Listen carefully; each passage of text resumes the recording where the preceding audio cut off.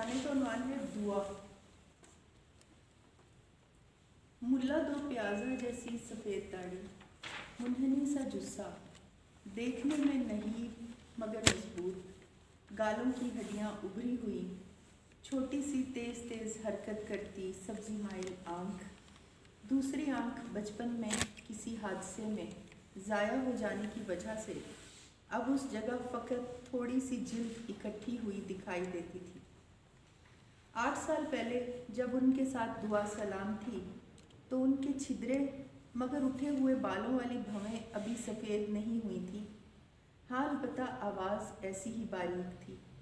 आज़ान देते हुए लंबी लय लगाते तो आवाज़ स्पीकर में भली मालूम होती थी।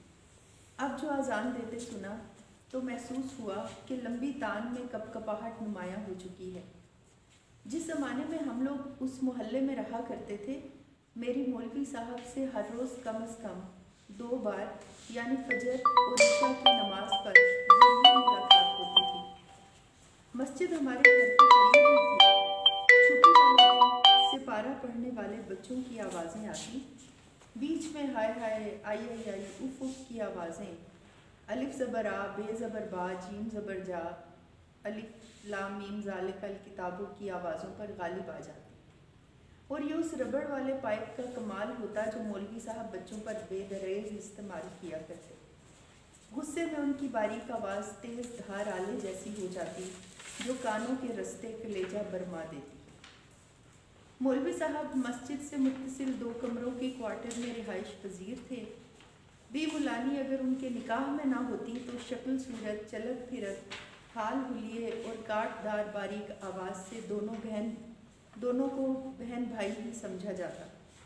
जब से उनका अकलौता बेटा मौलवी साहब की 4 चोट की मार से डर कर घर से भाग निकला था, तब से बी मुलानी का लहजा अपने शोहर को मुखातिब करते वक्त तल्ख तर हो जाता था। बी मुलानी का लोगों के घरों में आना जाना था।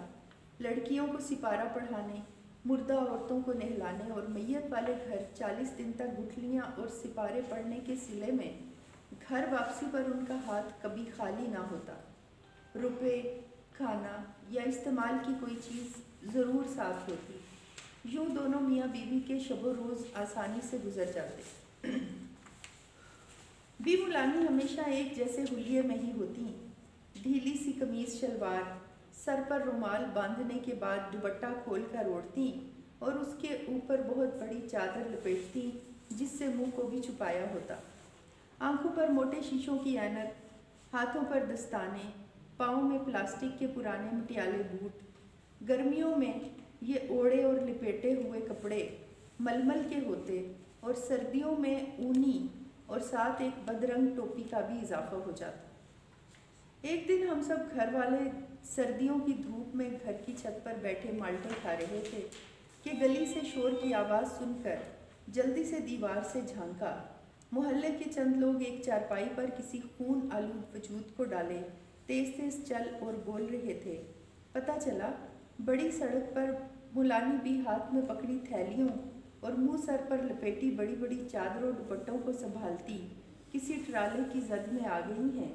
ट्राले वाला मौके से फरार हो चुका था, जबकि मुलानी बी ने मौका पर ही दम तोड़ दिया था।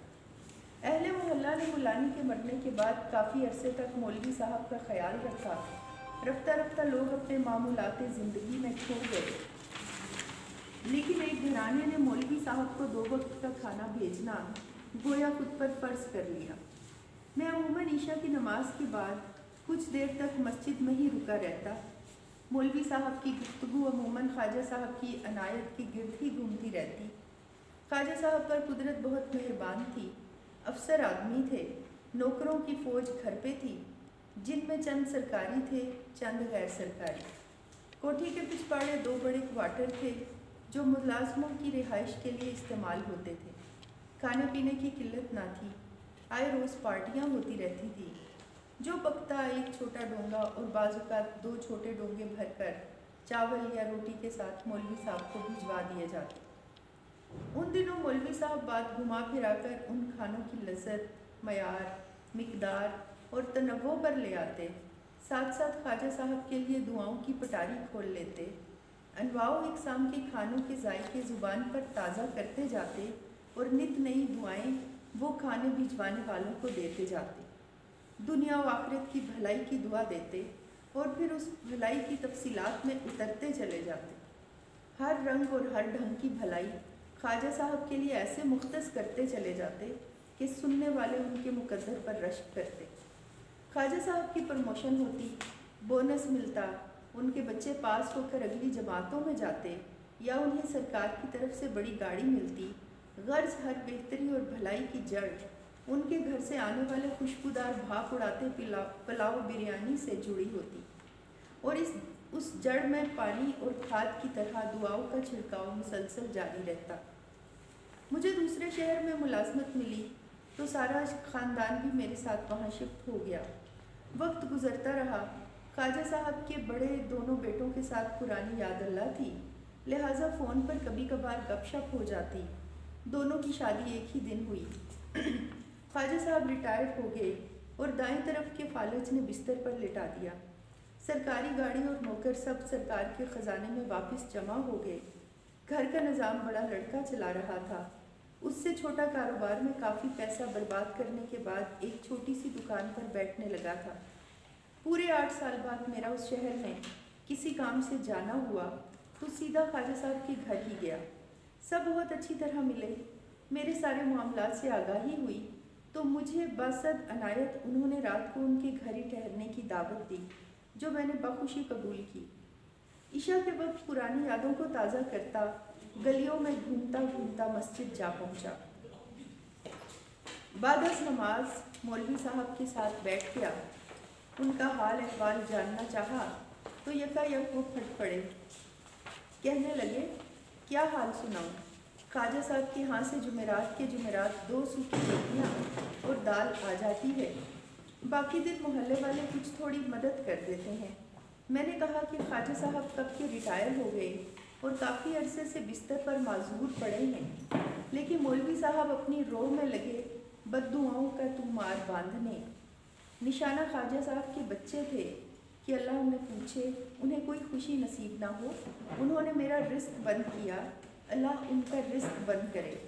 میں آنکھیں پھاڑے سن ذہن کے ساتھ یہ سب سن رہا تھا اور میرا دماغ دعا اور بددعا کے فلسفے کے درمیان پینڈولم کی طرح کلا بازیاں لگا رہا تھا۔